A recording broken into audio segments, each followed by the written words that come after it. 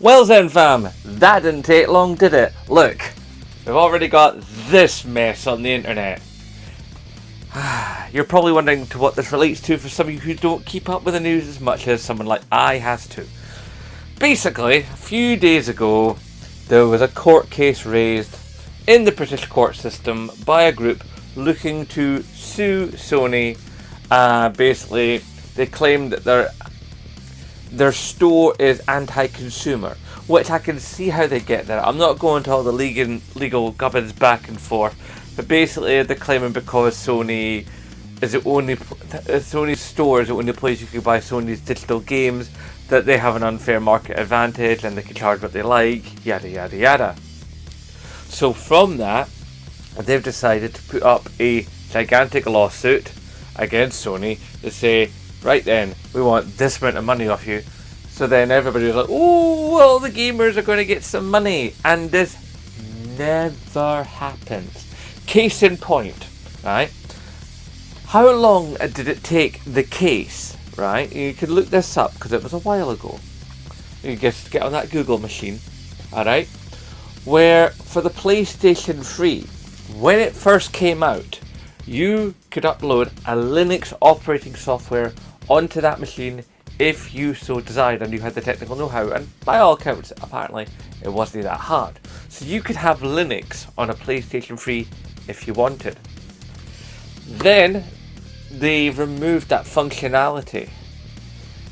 People in the States took Sony to court, but they made it an international case, right? The case would have international ramifications, right?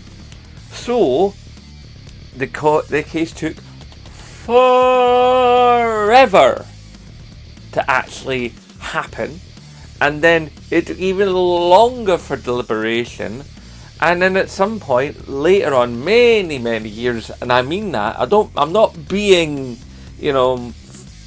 crazy with my language, it literally took years, okay?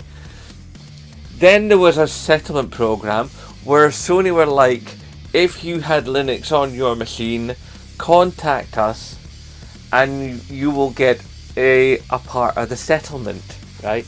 And you had to jump through all kinds of hoops, and you were lucky, and I mean this, lucky, to walk away with like 20 quid. I'm not joking. It was like a measly amount of money, maybe even 50, but still, it's like all those years, all that effort, all that struggle, they're all that faffing about online. 20, maybe 50 quid. Really? So, with this nonsense here, it's like, I'm sorry, look at this picture for starters, right? That lassie there, she's had a third party PlayStation 3 controller. Come on! Have a word with yourselves, scammers, right? So, this thing here, right?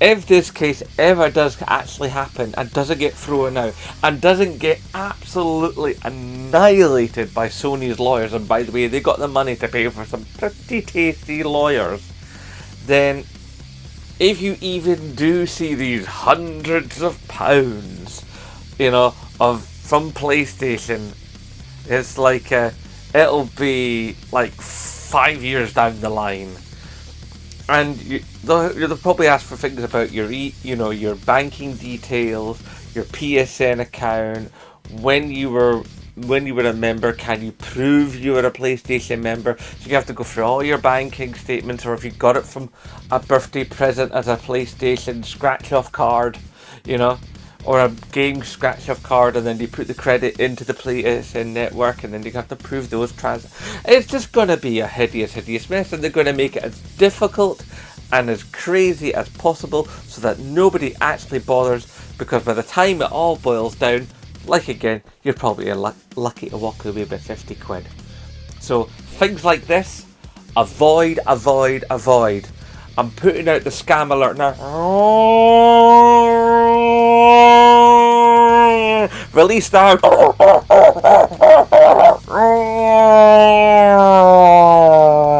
Avoid this like the plague. This is a scam.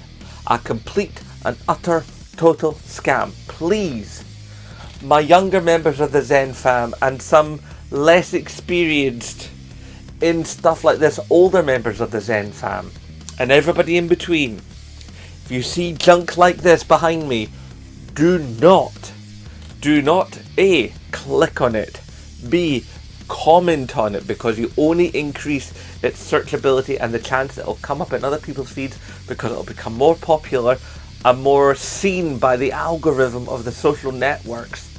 And thirdly, most importantly of all, do not give them any of your details, least of all banking details.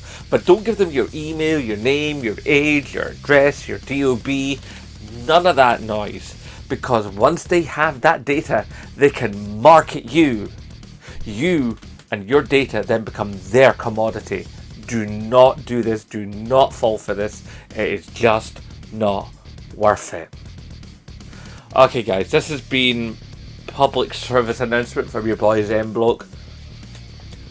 Be careful out there, look after each other, hashtag support Scottish YouTubers, and of course, as always, aye, nae bother.